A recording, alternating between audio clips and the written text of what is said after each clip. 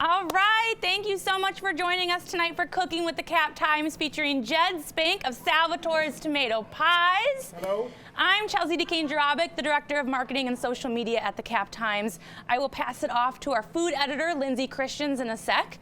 But first, I want to thank our sponsors for making this video event series possible. Our presenting sponsor, who's here with us tonight, is Provision Market by Pasquale's Cantina. Located at Pasquale's on East Washington. Stop by the newly opened market after work and browse their selection of imported and locally produced foods and beverages. Or grab some of your prepared Pasquale's favorites for an easy and delicious dinner at home.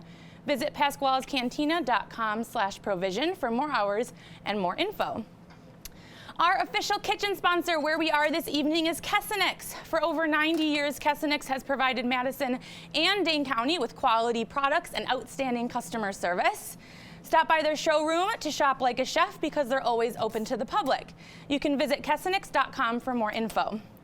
And our official brewery this month is Oso Brewing Company, and the beer is Dough and Heat. It's a deer hunting seasonal and a lager.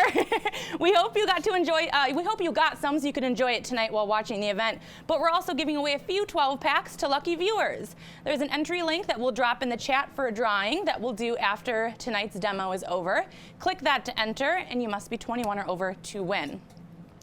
A quick plug that if you post any pictures on social media while watching tonight, please tag the Cap Times on Instagram and Twitter. We'd love to see them. I want to thank any Cap Times members for joining us tonight and for your continued support of local journalism and our newsroom. If you're not a member, you can become one at membership.captimes.com. And if you haven't been to captimes.com yet, you may notice there is a new snazzy look to the website. Yay! Without further delay, I will now pass it off to Lindsay, who is one of Wisconsin's foremost food writers and critics. I say it every month, and it's always more and more true. Enjoy the event, you guys. I'm going to come behind you here because I'm entering from the wrong direction. Hi, thank you for being here. Yes, absolutely. I am so glad that you are here with us tonight. I wanted to start off and just ask you to tell us a little bit about yourself and your background. I guess started cooking maybe. I guess I've been cooking since started off like about 14 years old, but that was more of a retirement home dishwasher, just get a job while you're a freshman in high school type thing. Didn't like it, didn't last very long. I think I dropped a bus tub and then I just left and never came back. Like you do. Then after that, just you know, when I got a little bit older, I worked in sort of like chain restaurants before I was like, you know, towards the end of high school, which I always liked cooking a lot. So that was kind of where I got the actual interest and start. And then I guess when my friends started going to culinary school, I realized that I could get paid to do this and learn at the same time. So that's when I took that path. So that's kind of where it started. And then I've been the chef of 4 or 5 different restaurants. I don't even remember anymore. I was like, do you remember which ones they were? Well, we had Enovino, we had Monona Terrace. I was the executive sous chef and culinary retail manager. We had Crave, we had Red, and we now have Dark Horse and then Salvatore's, right? So Dark Horse and Salvatore's are now Salvatore's on Livingston. So 5. So some of the flavors that you were working with when you were the chef at Red, you have taken with you now to Salvatore's. Some of the things I assume that you did at Enovino, same kind of thing. Like they have very sort of global influences on that menu as well. Yeah. Are the things that you're putting on the menu now at Salvatore's reflective of kind of that larger backstory that you have? Yeah, it's just about the different restaurants and cuisines that I study and work on and like to cook. I like really bold flavors, and sometimes putting 2 different types of cuisines together, I think, is the best result. Yeah, can you give us some examples of that? Yeah, like so for instance, currently at Salvatore's we have like risotto. I used to kind of make the risotto at Red. We'd use a miso stock or miso broth instead of chicken broth.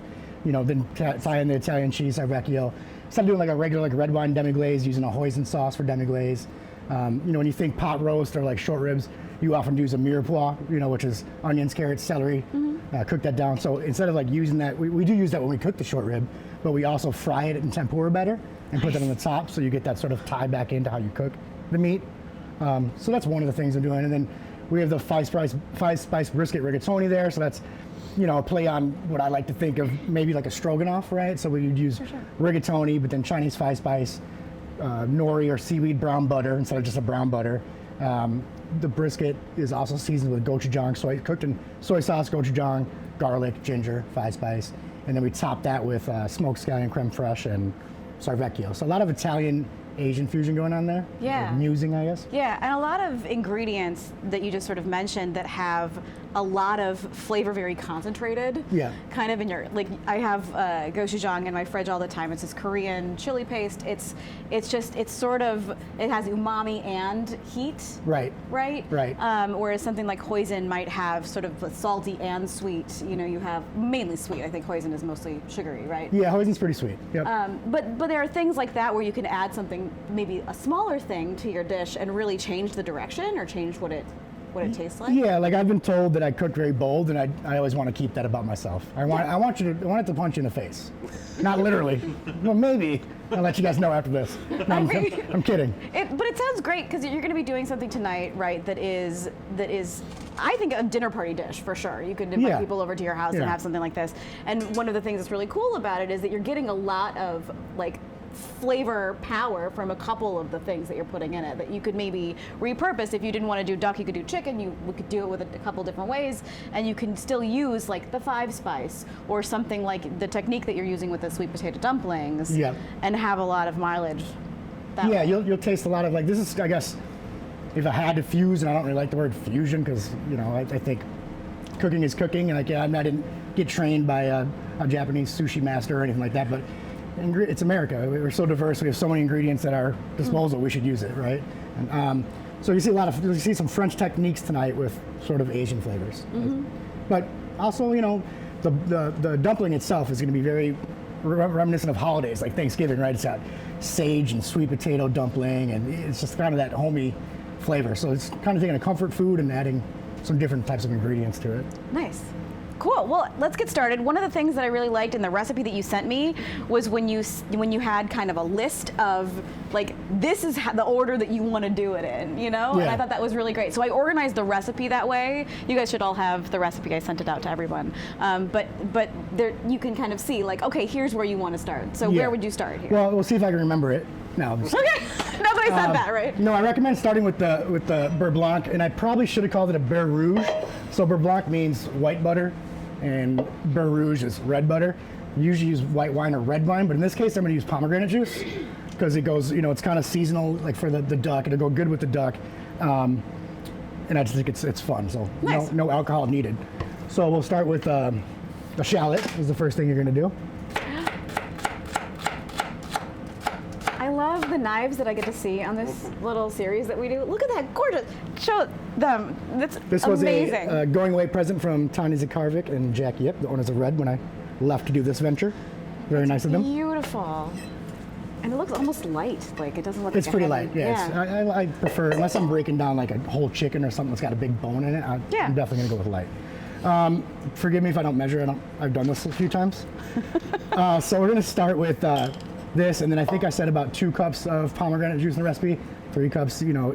You did. You said you're 2 not cups. really gonna hurt it that much because we're gonna reduce it, right? So we're gonna do that, and then we're gonna add a little bit of apple cider vinegar. So a beurre blanc or beurre rouge always has like wine and or vinegar in it, and you reduce that. And I think I said, you know, you want it to be like a syrup. I could say au sec, but au sec is almost dry, but it's gonna be cooked down a little bit too much. Okay. So we're gonna get this going over high heat, and then we're gonna kind of let it hang out for a bit. We don't need to worry about it too much.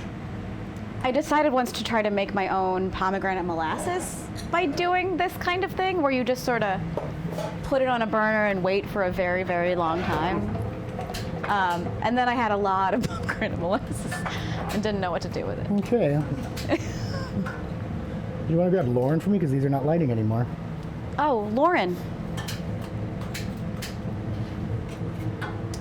John, is Lauren back there? The stove's not lighting. Did we have it lit? We did, and then it just doesn't want to light anymore. And we did the gas test. Oh, Hold on. We're gonna turn those off. I'm gonna first. back Turn the off. gas off for a quick second. Do we have fire? It'll get some more views. Yeah, for sure. Let's do that Yes, again. we do. We do Yay, now, yes. Fire. I mean, I just not really. make sure that you were paying attention. Okay, so that's on, and we can kind of, especially in this step, we can kind of just let that be for a little while. It's gonna take a little bit. We want to cook that down until it's nice and thick. Then later, I'll show you the other steps later. So the next thing I'm gonna say we wanna do is I would start the dumplings, and I will show you guys that almost to completion, but I'm not gonna do it all the way because we have Kitchen Magic, which I brought some that I already made, but we'll show you how I make that. So in this pot, you start with, this is a pâte à choux. So this is a choux pastry. It's sort of a French multi-use dough. You know, you can make churros with it, or dumplings, beignets are made with this. The possibilities are kind of endless. You can bake it, you can fry it, you can boil it. I think it's Parisian gnocchi is like the French gnocchi you would make. Instead of using potatoes, it's dough. It's really light, kind of difficult. Takes a little bit of time to get that down, but it's very light. And I don't, it's hard to get a good sear on it if it's too wet. So that one's a little touchy. This, the way I'm doing it today, is going to be definitely less touchy for you at home if you wanted to bake it. I fried these at the restaurant because I like it to be a little bit more crispy, but you can definitely boil them as well. And then once you boil them, pull them out of the water, put them out of the boiling water, put them in ice water, cool them down, and set them aside for when we're ready to finish the dish. So we have 2 cups of water, half pound of butter.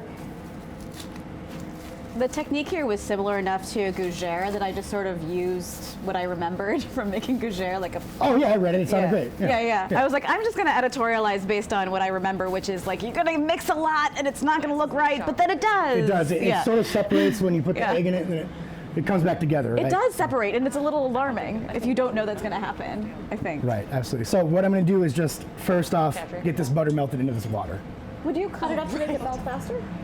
You can. I don't really think it's not really necessary. Once that butter gets boiling, it's going to melt it. Got it, okay. So, which I hope these guys get rolling here soon. And this one. I also added the word unsalted whenever you had butter, but I think you can just adjust your salt level if you have salted butter. Right? Yeah, I always prefer to use unsalted butter for that reason, so you can adjust the salt to your liking. And I'm going to light this burner. It worked. All right, nice. So then the next step, what I would do is probably get my Brussels sprouts prepped, which I, again, already brought. I don't think anybody here, or hopefully, maybe you would need to, but you cut the bottoms off of the Brussels sprouts, literally put them in a bowl, a little bit of oil. I would squeeze lemon over it, salt, pepper, toss them, put them on a sheet tray, and then bake them in your oven. And I think I had it at about 400 degrees for 20 to 30 minutes until they're, a little bit crispy on the outside and tender in the middle. Yeah, one of the things that I noticed with the Brussels sprouts in your prep, you have the lemon juice before you cook them, and I normally put lemon on after I'm done cooking something. Yeah. But you have the lemon on before. What difference does it make? I don't think it really does that much. I mean, if you want it a little bit more brighter and stronger, then definitely put it on at the end. Okay. Right, but in this case, just want that flavor in there. It's not going to turn bitter or anything like that. Yeah. So. I think I also said like a glug of olive oil because that's how I think. A glug works. Yeah. Yeah, I don't know. It's a step that I can skip, and this dish already has the pomegranate and some stuff going into it, so I don't think we really need to add lemon at the end. Got it. We can. I mean, I brought orange. We might zest an orange on it at the end. We'll see a little bit more citrus, but nice. Okay. So we got the dumpling water going. We got the beurre blanc, or I should say beurre rouge, is working, and then I would start with the Brussels sprouts. Like I said, we'll cut the bottoms off, cut them in half, toss some oil, salt, pepper, a little lemon juice, and bake them. And again, with this recipe, you can pre-prep all this stuff, aside from probably you don't want to really do the butter sauce ahead of time. You can, but that's something I would show in person. I bring that back. And keep this in your fridge till the next day or 2 days, and then you can just heat it all up. So it's kind of nice that way. So that's what I would do with that. And then what we'll do is a duck, get the duck working here. One of the things that's always sort of striking about duck is that the meat ratios are not the same as like with chicken. Like you could have a single chicken and feed maybe 4 people, but a whole duck, I feel like if I had 4 people, I'd want 2. I mean, I guess it always depends on the size too, right? Yeah. But yeah, I mean that's a duck breast, which is definitely smaller than most your chickens, Yeah. But again, you can get, these are 5 to 6 ounces. You can buy a 10-ounce duck breast, but that's gonna be a big duck to cook at home. And it depends how you like your duck cooked too. And you'll lose a lot of the weight because duck is so fatty in a good way that it's gonna pull some of that weight out of the duck as we go, right? So. Yeah, I think the first time I cooked duck, I was petrified that I was gonna set my oven on fire because it's a lot of fat and it splatters. And so I like put water in there just in case so that it wouldn't, and I would like be very tentative opening up the opening up the oven. Have you ever set anything on fire with duck? Not with duck, no. I don't think. Okay. I'm sure when I was, earlier in my career, I definitely lit some things on fire. So with the duck, what we want to do is score this skin. You don't have to go too crazy, too deep. You don't want to go too deep because you don't want to cut into the breast. So get a nice sharp knife and just kind of, push down a little bit, graze over the top. If you're not doing it, you can always certainly go over it again. But the point is to not really cut into the actual breasts. And then we'll go the other way with it. To allow the fat to render, right? Right, we're just kind of getting into that fat. And, we want to leave a little bit on underneath the skin. I mean, it's going to help render the fat and get the duck breast, the skin crispy, right? That's our whole goal with duck. Crispy skin, cook it to medium, rare, medium. Depends what you like. So I got a little bit of scoring there. It's not crazy. You can see I got close, but I didn't get into that breast.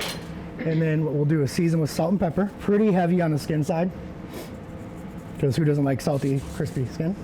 A little bit lighter on this side. And then the 5-spice powder, which is right here, which we talked about. It's called 5-spice because there's 5 spices in it. Clove, cinnamon, star anise. Those are like the licoricey sort of cinnamony flavors, right? Fennel seed and Szechuan peppercorns. Which are numbing. They can be, but not in 5-spice. It's a good balance. Just a little bit, yeah. Does it make a difference if I have a duck from the grocery store, the farmer's market, or the one my uncle shot? Yeah, definitely. Okay. I mean, it all depends on every animal that you eat and get from anywhere is going to depend on the diet of what it's eating. Yeah, okay. So literally what the animal eats can literally change the flavor of any food you eat. I read a study once, and I'm not sure, I believe it was in an Alton Brown book, and don't quote me on this, the facts, but it was saying if you could change a chicken's diet to what a cow would eat or a pig would eat, per se, it could potentially come to be red meat as opposed to, the white meat chicken. I have to look it up, but the book was called I'm Just Here for the Food, and it's a pretty good scientific look at the food. Yeah. So Alton Brown, if you're out there, give me some royalties or something. Hype man.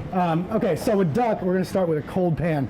We don't need to put any oil in. We don't do anything because we want the fat's going to come out. It's going to do its own thing. We don't need to add any fat to this at all. So just going to get that going. We're going to probably put it on about medium to start off.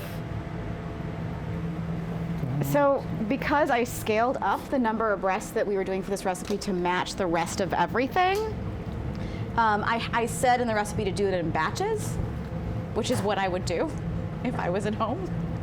Yeah, you could certainly do 2 or 3 at a time, maybe 4 if you had a big enough pan, right, but don't overcrowd it. Because you're gonna have that hot spot, you might get one that gets way more crispy, and then you gotta move it around. And the idea is to try not to move it too much. Let it sit flat, let it hang out and just render. That is one of the hardest things, I think, just to not touch it. Yeah, it's a lot of the newer cooks that come into the restaurant. They always want to wiggle the pan, move food around, and let it sleep. That's what I tell them. Just let it sleep. It's fine.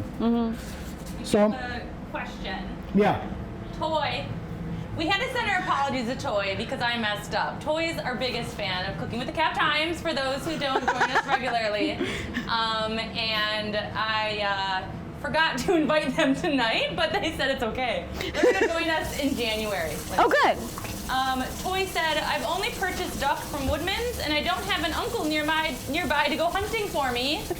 So where else in Madison can I find duck breasts? Any butcher would probably have it. I mean, even not saying that Woodman's is a bad place, but Metcalf's generally has some more things like that. A lot of these local butchers probably have it. Conscious Carnivore would probably have it. Yeah. I just saw it at Metro Market, with the turkeys and everything. Right, Metro Market. It'll be around. It's not too hard to come by. I was surprised. So I was doing some research when we had the duck confit recipe that we were working with. I did a lot of calling around. Meat People over in Monona just got 6 or 7 ducks or something in. I think they were whole. But that's something you could special order. Conscious Carnivore definitely had them. They also have duck fat, by the gallon. And they have smaller amounts of duck fat. Woodman's, Metcalf's, yeah. A lot of places did. Yeah. I was pretty impressed. But try to support local. Call your local people. And if they don't have it, I promise you, if you get enough of it or get some friends going on it, or even if not, they'll get it for you. Yeah. I've gotten mine at the Monona Farmers Market in the past. That's where I got my Thanksgiving duck that I ruined last year. I ruined it because it was very dry. It was very dry. I think I I cooked it on too high of heat. It was a rough Thanksgiving last year. This year's gonna be better. It's gonna be better. I'm glad you asked a question because we didn't let our in-person audience know. We don't usually let them know that you guys can ask questions. Yes. Bark them out at them the whole time. Yeah, feel free, please. Also, if you would like some wine while Jed is cooking, I am happy to bring you guys some wine. This is the benefit of being here, you guys. We have wine. Has everybody had duck before at this table? First time? First time? First time? First time? Are you scared? Are you excited? I'm excited. It's good. Okay, we you'll have like it. excitement You'll here like it. amongst our guests. Toy said, please pass the wine. Oh, My fault, Toy. You're want supposed to be here. I failed you. We owe you wine. You did launch a website in between, though. It's true. It's been busy, you guys. Yeah. The website is on Chelsea. Okay, so I'm going to get working on the second part of the dumpling, or Okay. the sweet potato dumpling. So we have and I'll bring it over for the cameras. The butter's melted in there, right? Pretty good. And then what we're going to do is add our flour, the sage, which is in the recipe, and the pinch of nutmeg. I just put them all together, and you guys can do this at home too. I definitely recommend just getting all this stuff ready makes your cooking experience so much easier. We call it mise en place, right? And that's what I have here today. It's all laid out for me. I can just grab it and go, and I don't have to fuss with chopping sage and put away, measuring out the flour. It's already done for me. So we're gonna add this into this pot. Jed, Sally really quick wants to know, do we have to blend the spices or can we buy it already made? You can definitely buy five spice powder. In fact, I recommend it. But you can certainly make your own too. I guess it depends on. Yes. I guess it depends on how much time you got.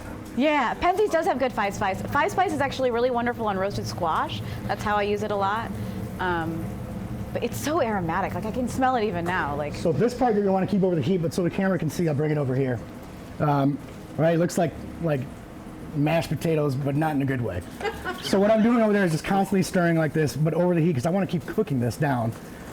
So I'm just gonna keep moving it like this, kind of flipping it over. And eventually what I want it to do is not stick to the side of the pan and just be a little bit dry to the touch. oh, butter smells so good. It's like a drug, you know? It smells amazing.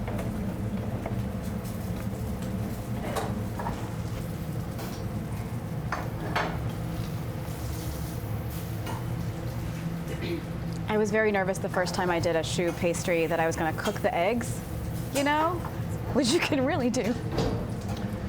And with this duck breast that we're cooking, because you are putting five spice on there, which is brown in color, you're gonna think you might be overcooking it. Just put it on a low heat. It's totally fine. Just keep an eye on it.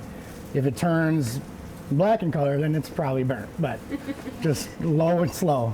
I really like that you mentioned the temperature that you're cooking the duck to, because that is a way that I will check it without fussing with it too much. Just put the little probe of the temperature. Yeah, so at the restaurant we're spoiled, and even in this kitchen they have these combi ovens. That one I think is still not up and running yet. This is a newer kitchen, but they have thermometers built in. So you just stick it in there and you can set the dial to 120, hit the button, and when that oven hits 120, it goes off.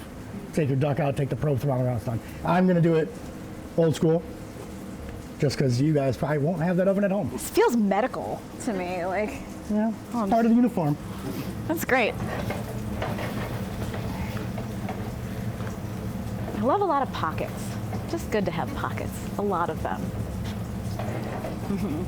So we're just kind of. Oh, sorry. Go ahead. You know, I was trying to fill the void for a second. Yeah. Go ahead. But speaking of books, Oh my gosh. we have to talk about when you have a book coming out. My book, that exists in the world now. It's very Oh my God, exciting. it's out already. I haven't actually seen it, but allegedly it does. I heard that they came into the warehouse or wherever they keep them. Books. Anyway, I'm gonna have hopefully my first book event at Leopold's Books Bar Cafe on the 21st of December, which I'm very excited about. And that's when that comes out. It comes out December 21st. Yeah. It's called Madison Chef's Stories of Food, Farms, and People. And Patrick DePula, who is the owner of Salvatore's and the founder, he is one of the chapters. And John's in it. John's in it. Everybody was very patient while I just hung out at their restaurants to do the research and reporting. So it was very fun. But yeah, the book comes out December 21st. Congratulations. Yes, thank you. Do I get an autograph copy? I mean, sure. Oh, I want one. I gotta Okay, come behind you. figure out how to sign things. So I flipped this duck. I got this too, where it's pretty crispy to the touch. Again, it's not burnt. You can see these bits. Like if I keep this going, it might burn. I cook this a little faster than I normally want to, but we're on a time limit here, so it feels good. You want to touch it? No, okay. Actually, I thought about it. I was like, yes, nope. So because we're sort of making this meal, you know, let's say you're doing a party for 8, we'll set this aside and we'll just let it hang out. We'll put it in a pan over here for later when we go to cook it. Would you put it in like a low oven? Yeah, we're going to. Okay. We're going to finish that in the oven, and this will show you. You could definitely certainly keep it over low heat all the way through. But since we're kind of working, like, show you guys how I would do it either at a restaurant or if you're hosting a party, that's how I'm cooking it for you guys tonight. So you can, again, you could do that a day in advance too. Just pull it out a little bit and let it get to room room temperature before you start cooking it. And always keep it on with thermometer. So I'm gonna cook that duck probably at 350. Okay. Once we get putting this together. So now back to this guy. Here's our pat de choux, which is gonna be the sweet potato dumplings. We got that kind of incorporated, right? Now you're wondering what a sweet potato is? Here it is. And you could add this when that butter's melted too. In fact, I normally would have, I just kind of forgot. Oops, but it's not gonna hurt anything. So again, this is just, I think, a half pound of sweet potatoes, just no salt and pepper. I just boiled them, strained them, mashed them up. We're gonna add that in there. Did you peel them before boiling or after? Before. Okay. So I'm gonna cook it out a little bit more just because I kind of forgot that step, but it will not hurt it, I promise. I like learning the things that won't actually destroy it. Like, oh, I forgot, because I make mistakes like that all the time. And you're like, oh, do I have to throw all this out now? No, it's probably fine. It's just a little bit easier to incorporate it with the flour if you put it in with the liquid, with the butter and water, as opposed to now. So we also want to season that, which I don't think I did season the water yet. It's literally a mix of salt and pepper that you already made. Just salt and pepper. I like to use 7 to 1, 7 parts salt to 1 part pepper. I don't know where I learned that, but I did, and I've been using it for a long time. That's great. Yeah, thanks. There's like these little. I think it's great too. No, it is, because there's like these little things that chefs do that save a bunch of time that you would never think of in your own house. Right? I'll never forget that though. Like 7 to 1. Yeah. I mean, I'm not saying you have to do that, and there's definitely. I've worked in restaurants, and some chefs and some people obviously we obviously grind our pepper fresh and make the salt and pepper almost daily, but there's definitely chefs out there that will have it separate, and that's the way they want it, and you're cracking pepper to order. It's just a preference. Cindy's watching, and Cindy said chef tips are the best. They are. So keep them coming. Chef tips? I always want to know, salt like, and pepper chef tips. Yeah, like how I always want to know, like, how far in advance can I do this and still be okay? Like, can I cut these carrots this far in advance? Can I cut cook these potatoes off this far ahead? Chefs know all that stuff. All right, so now we have a dough. Sweet potatoes are incorporated. It's not gonna fall back on me. It's not sticking. So this is what you're looking for. This stage is kind of hard to mess up.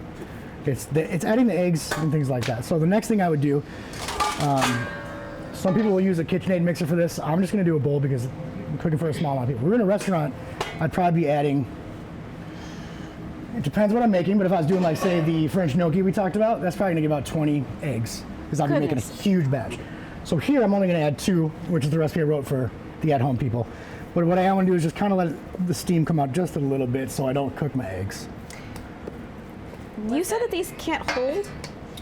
They can, but I personally do not like cooking with a pat de choux after it's been chilled. Okay. So I'd keep it at room temperature if you're gonna do that. Oh, okay. Because I just don't like the way it comes out. Does it change the texture? Yeah, and so for instance, I used to make a lot of the Parisian, the French gnocchi. And if it's cold, and what you're gonna do with that is you put it in a piping bag, tie it, put it over boiling water, and you're gonna, well, I cut it. You would pipe if you're doing like a churro, right? Oh, yeah. But it's much harder to get it to pipe out when it's cold. Okay. It's harder to work with. So even when I'm making, like, if you guys are gonna boil these dumplings at home, if you don't have a fryer, I would still use it, I would still do it warm. Doesn't have to be this hot, it doesn't have to be steaming, but it's just more malleable, right? Nice, yeah. I don't want to dwell, but Toy has a question.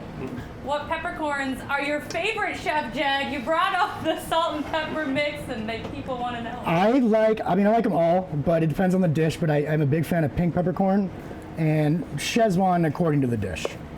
But I do like a good old Salvatore black peppercorn too. So I'm a big pepper guy, I guess, in general. I mean, it's interesting because I would never know to ask. Like white pepper I'll use in soups. Pink peppercorn I like to use on fish. It's like it's pepper. Black pepper is kind of the all around.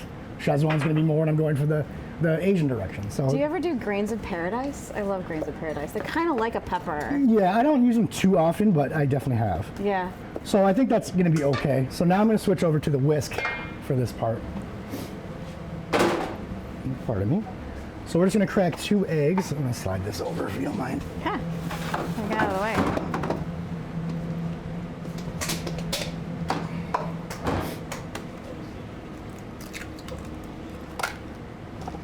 So you said fry. Can you air fry these dumplings? I don't know. I personally have never used an air fryer. I know they're a big thing nowadays, but I'm not sure. You probably could. In this case, I'm going to go totally against what I told you, and I would probably put I'll show you after this step what I would do with an air fryer. So we're just going to whisk these. We want to get it kind of fast, and I think when Lindsay went over the directions, she was talking about how it looks like a mess, right? Like, there's no way we're going to fix this, right? She was right. It's going to come together. And again, like, you want to use a stand mixer, you're making a huge batch, which the higher you go on this stuff, the more it's going to be fussy.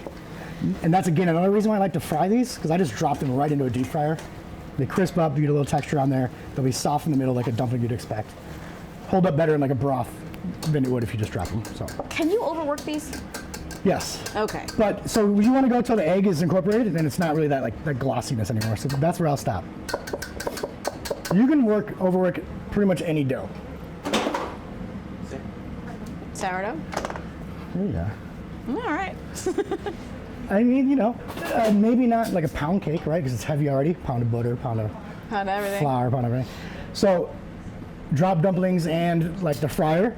I use a little bit bigger one than this at work. I would literally be over a 350-degree fryer, and I just grab it and it'd be close to oil, and then just drop it in.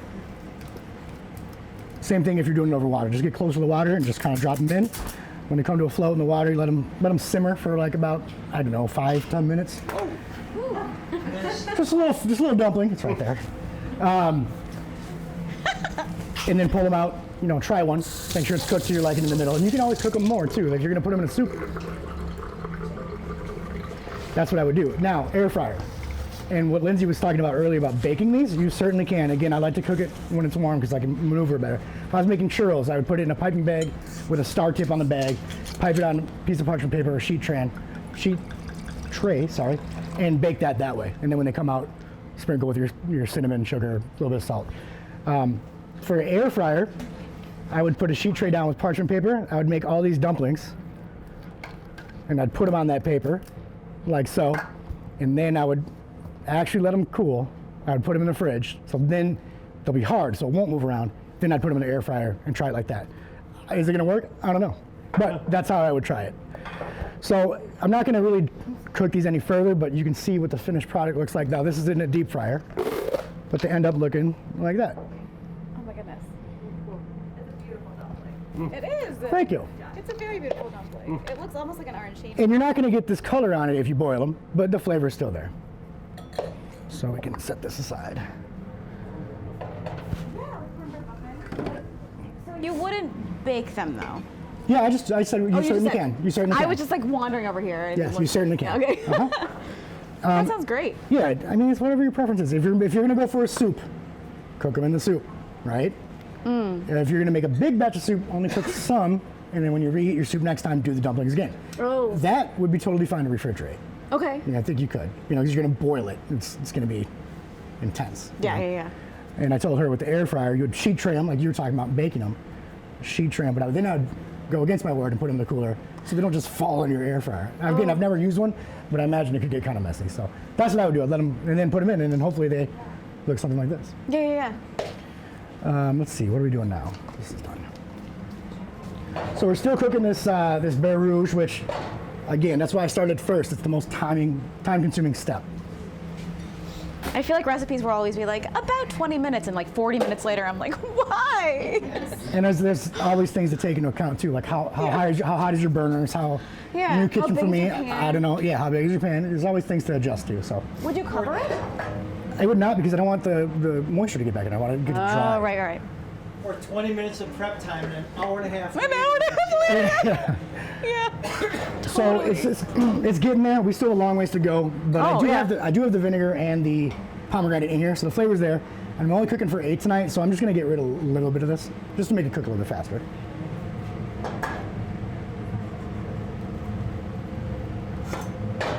Okay. Now I smell the vinegar. Like whenever you heat anything that has vinegar in it, it sort of like pricks at your nose. Yeah. Weaponizes. Yeah. So I guess one step we can do to stay ahead of ourselves before we put our duck in the oven and or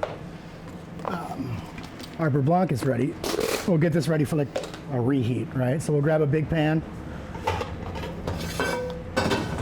I'll just do, where did I put you? See a squeeze bottle of oil anywhere? I do not. Oil? Hey! Thank you.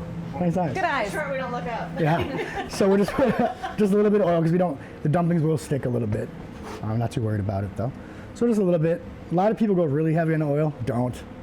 Just let it coat your pan. Unless you're deep frying, don't. We'll put our Brussels sprouts down, which I've already seasoned. And I think it's totally fine to heat these dumplings up in the same pan as these guys. It's all going in one dish anyways, right?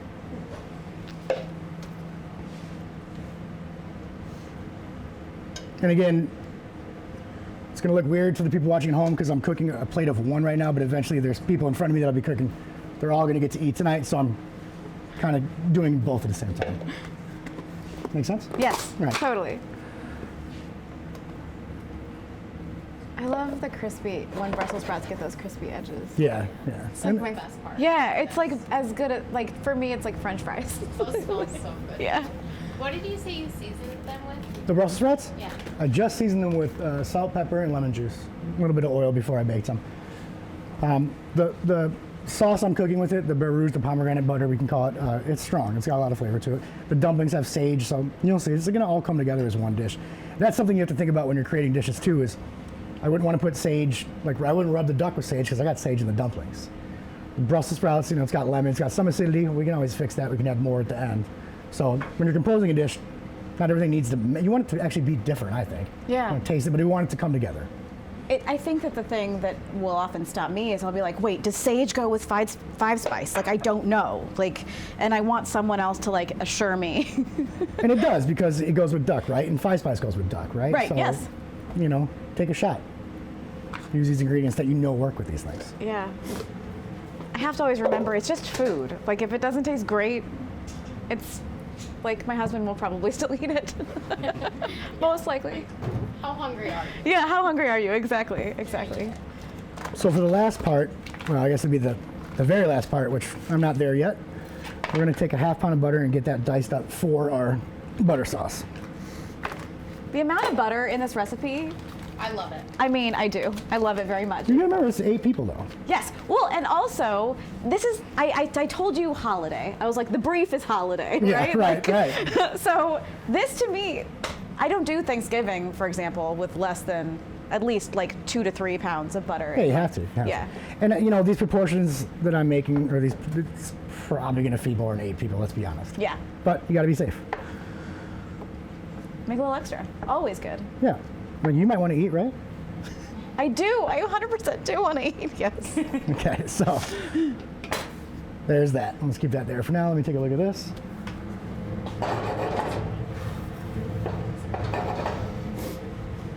So it's getting close. I'm kind of at a stall. I guess what I can do, in a sense, what's the time that they eat to after I put the, like I'm gonna do 1 plate first, correct? For Yes. up there? Yeah. And then what time will they Just right after after. that? Okay. So it'll be okay if I cook it all? Yes, totally. Okay. Yeah, you're good to cook it So up. these are the ones I prepped ahead of time. And I just, again, you can do this ahead of time. You can do this the day before, right? The skin's soft now, but it will crisp back up. When we reheat our duck, we're gonna put it skin side down. And that's gonna help bring it up. Do you do flip it? Do you flip it at any point or no? I flip it in the pan just to get the bottom a little bit of color, Okay, yeah. right? But when I put it back in the oven, no, I'm just gonna keep it down in the skin the whole time.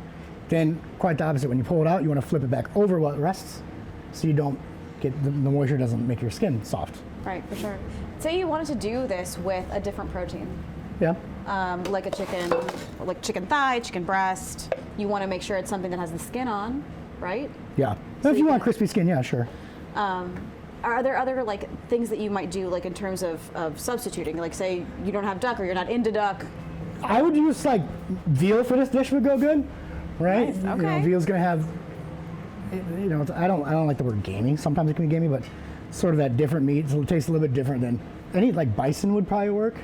You know, I think that would be nice. It's not gonna be a crispy skin aspect, but that doesn't mean the skin's not like necessarily making this dish. We're just crispy in the skin because that's what we do. But the flavor profile would work with something like bison or something like veal that has a little bit more of that kind of intense flavor. Yeah, there you go. That's good. Yeah, yeah, exactly, absolutely. Yeah. I wouldn't do. I don't think chicken is heavy enough for something like this. The dumplings, Oh. the dumplings, certainly. The butter sauce and yeah, I don't. I would do more of a chicken broth with the dumplings instead of thigh spice and that other the pomegranate and things like that. You could certainly do a white wine, Okay. beurre blanc, or a red wine. I'm sorry, red wine, beurre blanc, or white wine, whatever you want to do with your chicken. Some lemon in there. I would change the flavor profiles a little bit. I think pomegranate is too strong for chicken. Pomegranate too strong. Okay. So if you were going to do like a white wine beurre blanc, you would just substitute out. You could use your recipe and just sub out instead of the pomegranate juice. You could use wine. Yes, I would use white wine and then any vinegar you really want. I mean, you could use white vinegar if you wanted to. I chose apple because, again, holidays. So I use apple cider vinegar to kind of tie it all together. Apple, sweet potato, sage. These are all they all track together, I think. Yeah, yeah. Okay, what time do we have? What time do we have? 43. All right, we're doing great. Are we doing good? Yes, I think 6:43. We're Good. doing great. Okay, excuse me 1 second. Awesome. Got Let's it. grab a new pot. You could, do you want to tease the December event? Oh gosh, what is December? Oh yes, I had to think about what it is. It's a chef named Liz from Madison it's Sourdough. okay. She's going to be teaching us how to do.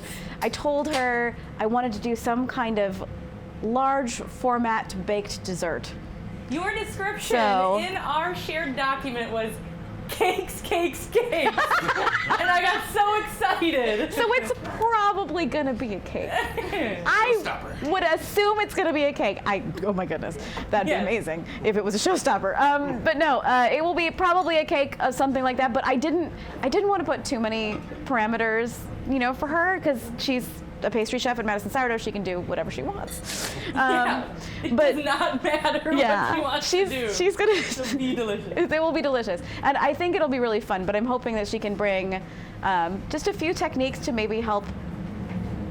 I hate the word elevate so much, and I try not to use it. But to like make it a little bit special, like holiday special. So We'll put up red Yeah. bows. yeah. That's gonna be it. I love Christmas. I'm sure you're shocked, but I love Christmas. I love the holidays, and I try to make them last as long as possible. So decor, I'm here for. Okay. I'm very I here gotta for make a it. note. I'm gonna note myself now. Yeah, make a note. Lots of decor. So we're getting there. All right, cool. So right now, Yes. our Beurre Rouge Yes. is doing its thing. It's Yep. just getting very low. It's getting there. It's getting low. We still want it thicker than this. We want it syrup, but we're very close. yeah. So what I I've can- seen some of these kinds of butter sauces that do have like a minced shallot in them. Yeah. You didn't mince the shallot, and you're having us strain it out. Why? I don't want you to eat the shallot. Okay. I think I want the flavor in there, but I don't want you to eat this sort of poached shallot. Because the sauce, I want the sauce to be nice and smooth, silky, buttery. That's what I want you. I don't want you like, what is that bite in the sauce? Well, what am I having? Yeah. That's why I do that. And talk about maybe just really briefly why the temperature you keep it at is important. Because it'll break. So if you melt butter and leave it out and it gets cold, then it solidifies. So the butter and the cream will separate from each other because of the fat content. So that's why you want to keep it warm, because you don't want your sauce to be like sloppy on the plate. You want it to be like a whole thing. Got it. Okay. So at home, go ahead and make this 2 hours ahead, but put it in a thermos. Like a hollandaise. Yeah, exactly. You would hold it just like you hold hollandaise. Yeah. Same thing. You don't want your hollandaise to get cold. You can definitely fix these sauces, but why go through the trouble when you can just keep them safe while they're warm? It's when they're Alton Brown hack from his old Good Eats days. Was he- Put it in the coffee thermos. Oh, yeah. Oh, Yeah. I didn't know that. That's great. Yeah, they definitely work. They work great.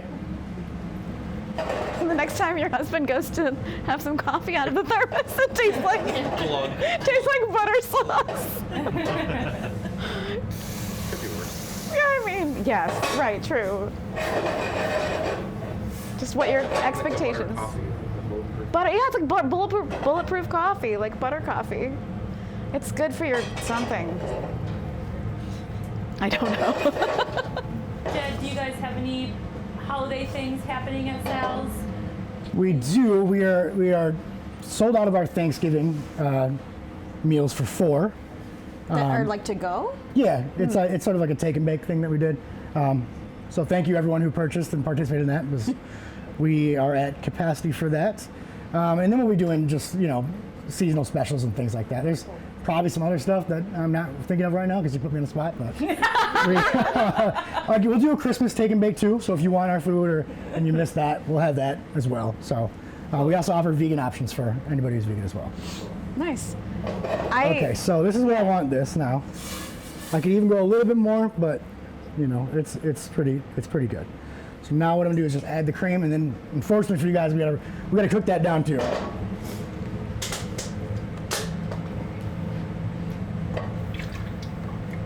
But the cream will go a lot faster because it'll thicken as we go. I feel like I step back into winter. Yeah, good. I mean, I don't know if that's a good thing, but. I mean, it's just for the folks at home, it's very cold. I'm very cold. I'm cold? It's winter here. Yeah. Well, see, the hoods are pulling. It's okay. It's cold there as well. We are hardy Wisconsin stock. We got I this. have this bowl for a reason. I don't know what it's for. I'll figure it out. It's just in case. It's a just in case bowl. Sure. So at the end of this, I might decide I want to season or put a little orange zest on it. So I'm just going to zest a little bit right now, just have on the side, and just something I can do in the meantime. I always try to stay busy. At least I do. When you're cooking, because then you'll just get the food out faster, right? It gives me flashbacks to If You Can Lean, You Can Clean. Yeah. Do you guys all remember that? Yes. If you can lean, you can clean. Yeah.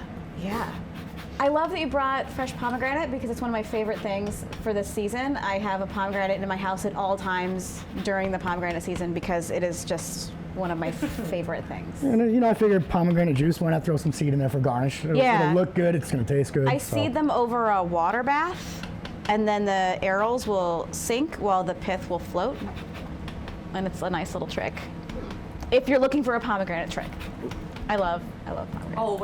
Always, yeah. Always. It's not just chef tricks here at Cooking with Cap Time. It is Post-it. food editor, yes, Lindsay Christian. I always feel like when I do stuff like that, though, that I'm going to find out that I just have been doing it wrong for a while. Like, oh, you thought that was right, but actually. I love a microplane, but I always grate myself. Like, always. This is dangerous. Kevlar glove. This is dangerous, man, right? Like, didn't this start out as like an actual industrial car tool or something like that? What would you use that on a car? I don't know, but I heard this. It was like Grating for metal? grating metal. Getting rust off of metal? That sounds possible. Rust off of metal, yeah. But I feel like it's one of those. Things when they make the clay models. Oh yeah, maybe. Yes, they do. So for I'm hands, going not for hands. to speed this up just for the process. So what I have here is a pot, the same one that I kind of started. I'm just going to go back and forth between these two. It's not going to burn the cream because I had the pomegranate in there. So I'll get this hot, switch it over, help it reduce faster, back and forth, get it thickened up. So while I'm doing, like getting this one hot, I'm going to throw my vegetables in. Do you know why that works? Well, you're putting it like it's ready. It wants to evaporate, right? It won't be able to because I'm going to put a bunch in there, but it's a hot pan. Starting with a hot pan is always going to make things cook quicker, right? So you can basically cheat the system by having two. I mean, a little bit, yeah. Wow. Okay. Just don't burn yourself. Yeah. All right, Toy's got a note for us. Ready for this? It's Yes. so cute. She said, I love Salvatore's Monona. We had friends from London in town over the weekend, and they raved over the Woodsman and Fig and Pig, parentheses, bacon. Pizzas from Salvatore's, our absolute fave pizza in Madison. We did not Nice. pay Toy to say this. That was very kind. Toy's been active. I like it. Toy's great. The Woodsman is a mushroom pizza, right? Yeah, it's a mushroom mix. It's very good. I've had it. Yeah. Usually oyster mushrooms, cremini mushrooms, and shiitake cooked down with leeks, butter, and some seasoning, herb brown butter, rosemary, thyme, things like that. It's delicious. It's not a red sauce pie, right? Correct. I'm not going to recommend you there. Like we could have going. You know, there is the Salvatore up there, so if you guys are hungry, just go on over there. Tell them I sent you. What kind of oysters does it? Oyster mushrooms. Which oysters though? Like whites, golds? Does it matter? No, you can use really your preference. We get whatever is growing on the farm, so whatever he brings us, we throw it in there. Okay. Now I know when I harvest them, Right. I can cook whatever. Yeah, use your favorite. If you have a favorite or a preference, use that. We just discovered that the woods behind our house is filled with golden oyster mushrooms all summer. I probably had like 100 pounds of them. Yum. Okay, so our sauce is Do enough with them. sauce is finally getting close. So now I'm gonna go in with the duck. Nice. Okay. And again, the skin side down. Skin side up. I'm sorry, you are correct. Wow, thank you. You know what? Here, just take it over. I'm going home. I'm like, oh no. I think I showed you. Then we're gonna flip it over when we're done. I just left it like that. Thank you for that. And the jacket over. Yep. Oh. Kept her honest, chef.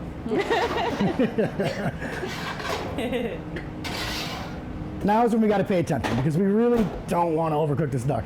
If it gets to medium, okay. If it gets to medium well, all right. But try not to.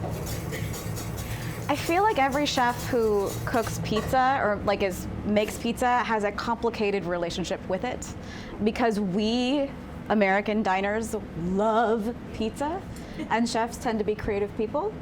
So it's sometimes like how much can you create that is not necessarily on a pizza but next to it that you could still be like, no, but these other things are also delicious. I know you love pizza, but it's always interesting. Every chef I've talked to who makes pizza as part of their thing has a complicated relationship to it. I always think that's funny. Yeah, I mean, you could throw just about anything you want on a pizza, right? And I don't think just because you're going to a place that serves pizza doesn't mean there's not going to be other food available or appetizers to complement that, right? So that's one thing that I always respected about Sal's before I even joined the team is there was always plenty of options besides just pizza that you can eat. So Yeah. What temp is that warming oven? it is at 350 degrees. Toy. Toy wanted to know. All right. All right, so we're getting pretty medium thick oven, here. yeah. As you can see. It's like pinkish gray. Yeah. I'm just going to do just a touch bit longer before I add the butter. But I am going to put a little bit of salt and pepper in it at this moment. 7-1. I know. 7-1. 7-1. Round of applause for 7-1. Now people are going to do that like, it was too salty. Where's my pepper? Also going to have a cookbook. Oh yeah. Okay. It's going First page. yep, that's going to be in it for sure. And it's going to be called Sprinkles of Wisdom. Sprinkles of wisdom. The I Jed like Spink it. story. I like it. Sprinkles? Sprinkles? Sprinkles of Wisdom? We're planning your life over here. That's actually what's happening. Cool. You can write the introduction for me. Excellent. I want to be the forward. Yep, the forward. The forward, thank you. Yeah. It won't get you any credibility, but I want to write it. All right, this is nice. That oven's very hot, so we should be eating very shortly. Good stuff. So I'm going to take this away from the heat. It's pretty thick. Like I said in the recipe, coat it back with a spoon. I don't need to pull a spoon. It's coated in the pan, right? So I know it's what it's going to look like on a spoon. Put this towel down here, just so I can show you guys. Okay, a lot of chefs are going to tell you to put this in a little bit at a time. Maybe move it back to the heat. A little bit at a time, move it back to the heat. I'm going to tell you to put it all in. I was waiting. I laughed too soon. I was like, I know where this is going. Now, if I were making this without cream, which isn't necessarily traditional, yes, you would do it a little bit at a time. You don't want to break that with just butter. But the cream is going to stabilize this. So as long as you get it incorporated pretty fast, and you don't even have to put it back on the heat if you don't want to.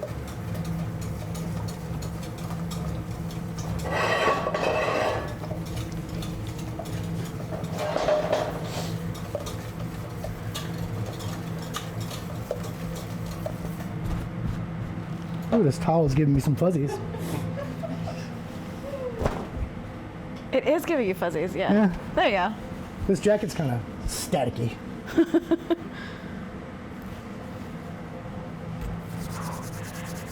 I do, yeah. Okay, that's a little cool. So we're just melting the butter in here. Okay.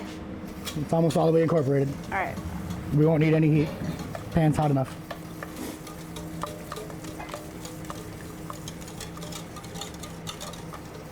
Chef, would you like me to gather plates so that you can plate? Or do you want to? If you could give me one, I guess, for the show thing, and then yeah, you can get it all. Actually, why not? Sure, that'd be great. I mean, otherwise, this is going to be a little, Yeah. you know? Yeah, let's do it. That'd be amazing. So I'm just gonna check the temperature of our duck here, which is definitely not ready yet, but I can get an eye on it. This smells incredible. It's like fruity. I know that like tart is not a smell. Right. Like You can tell. Like a sourness almost, but like it's just it's like tartness, but that the butter is aromatic. Yes. Oh, thank you. Put this here. It's very heavy. I love the plates here. One of these days I'm going to do a story about Mark Skudlaric, who does all of the beautiful pottery plates in a bunch of restaurants around town. I haven't actually asked him yet, so I should probably at some point, but Thank you. just gorgeous plates at like Fairchild and a couple other places. I think Taco Loco might have his plates. Just beautiful. Looks nice. Okay, so now I'm gonna strain this out, like we talked about, and I have this, and I was gonna strain into this guy. So the extra bowl is I don't remember where I grabbed that. It's here.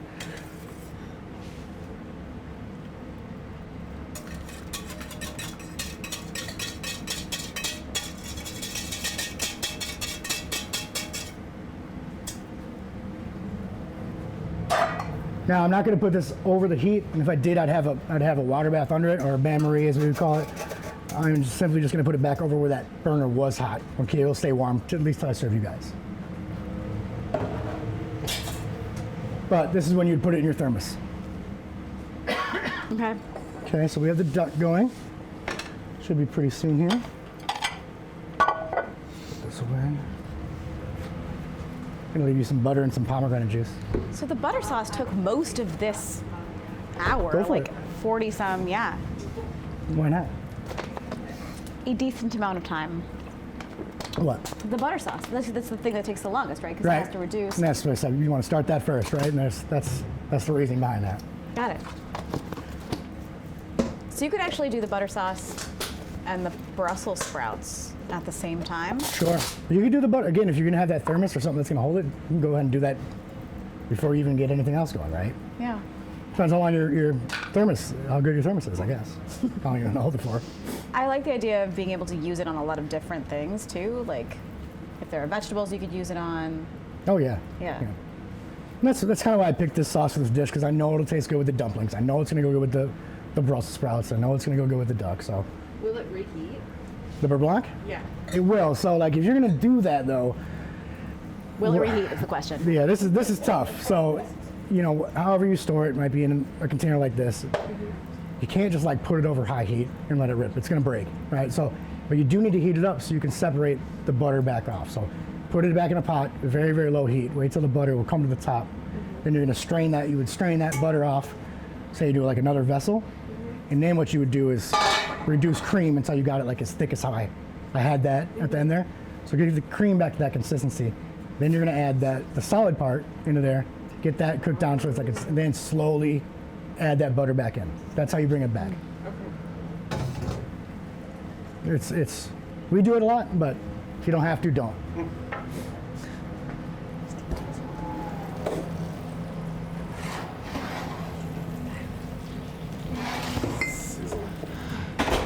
The no feeling on fingertips thing, I still have feeling on all of my fingertips, but do you? Yeah, I don't feel much. Yeah.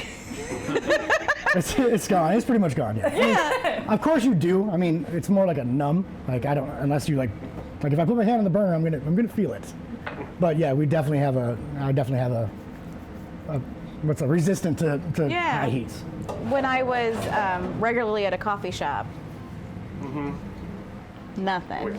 Just Yeah, but it came back. And I can feel things again. So many levels. No, just kidding. I also think you're so used to, like, you know, I still burn myself in accident to this day, right? It's something just unavoidable working in the kitchen for 8 hours a day, but you think you just kind of get used to it, and you're like, oh, okay. Yeah. Next. So you've got a new bar open, right, next to you? Yes, Patrick opened up, and I'm not sure, John, are you involved in the Dark Horse Bar? I mean, we're all sort of involved in it, but I don't have any ownership in it. So they opened the Dark Horse Art Bar that is right next door to Salvatore's. Features, I wish I knew a little bit more about it. I know quite a bit. Local artists, I believe it's every month they change the theme. You can go in there, you have cocktails, great place to go before you go to a concert. And you can buy the original prints most of the time, and you can also buy you can buy the original art most of the time, you can buy copies of that. That is cool. open Wednesday through Sunday at 4 o'clock. Sunday is the happy hour or service industry night. Check it out, the art's always there. And if you're there and you want to order food from Salvatore's next door, you certainly can. Oh, see, that's cool. We will just give it to you, and you know it'll be a to-go box instead of on a plate. You're not gonna have a server, you know, but you will get our food, and it's gonna be pretty hot. It's right next door, so.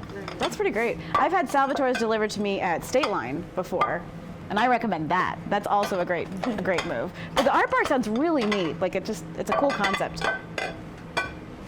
It is. It's a very cool space. Support artists. It could be the future home of a Cap Times live show. There you go. That would You be guys cool. know about our other series that we do.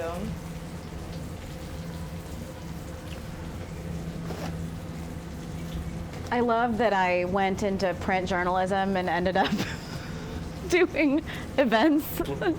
Not really the direction I thought I was going. That's what the book's for. That's what the book's for. That's only going to read the Read surface it. temperature, whereas I want to get you guys the internal temperature. I When don't. you were testing with your fingers and then you get close? Oh, the question What is was supposed about to why happen? he's testing it with his fingers. It's more for how firm it is for me. Oh, okay. It's not, you know, if it was. Kind of the old. Yeah, I don't really like that. It's just, I don't know, you just kind of develop a feel for it. But the duck is to the point where I want it to rest now.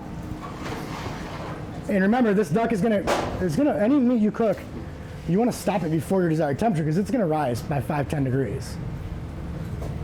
Baked goods do that too. That's why you always want to pull baked goods out a little early because they keep coming up, right? Right. Yes. Oh yeah, true.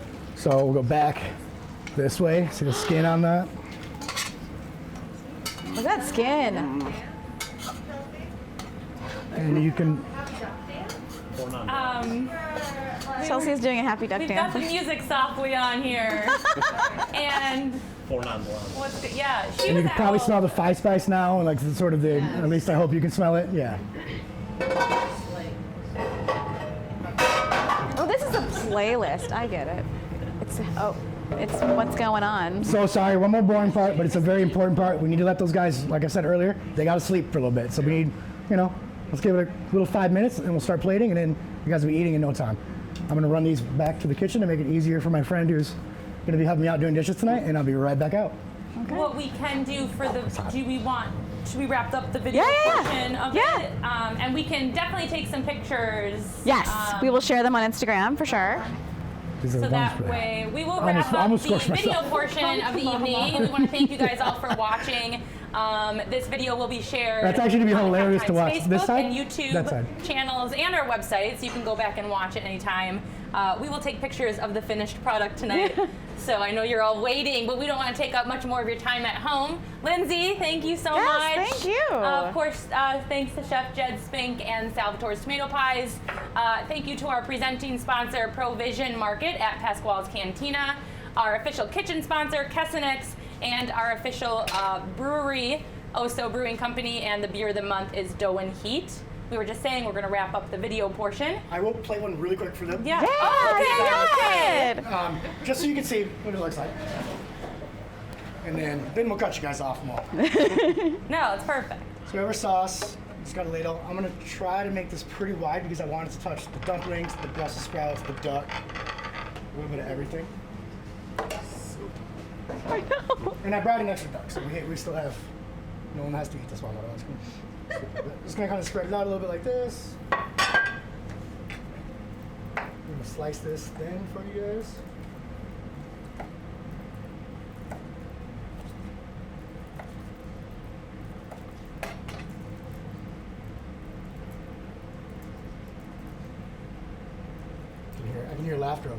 Did you say medium this is? Yeah. Okay. It's gonna, the redness will show up definitely in a second here. You see how it's kind of already turning? Oh yeah. So It comes back. Yeah. Huh. Then we will grab our vegetables. Where are you? Behind the sign. Thank you. Everyone's like watching, like where You you guys should be doing this with me. Just come on back. Found the tongs though. Normally you wouldn't have a big sign, easel yeah, in the middle of your kitchen. kitchen. I feel like the sweet potato dumplings look kind of like hush puppies. Yeah, I mean, great way. it's definitely gonna have like a similar sort of taste. So let's put a couple of dumplings out like this. You can do more or less however you want.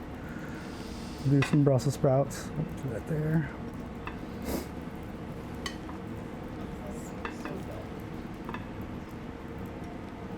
Yeah, why not?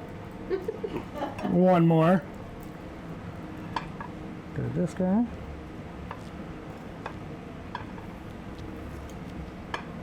Top there.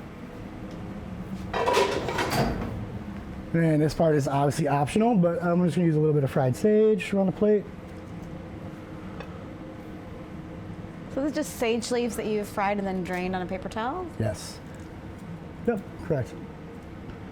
They're actually pretty good if you want to crumple them up and put them in the dish too. Nice, okay. And then we'll just do some pomegranate around here. Oh, so pretty. And then if you want some of that orange zest, just kind of a little bit on the dock. Just like that.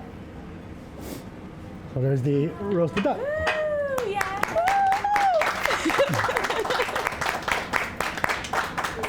Thank you. Thank you. This is gorgeous. Thank you for being here again. Yeah. Yeah, thank you, Jed. Thank you, everybody, for coming. We will see you next month when we're going to make cakes, probably. I think we're probably going to make cakes.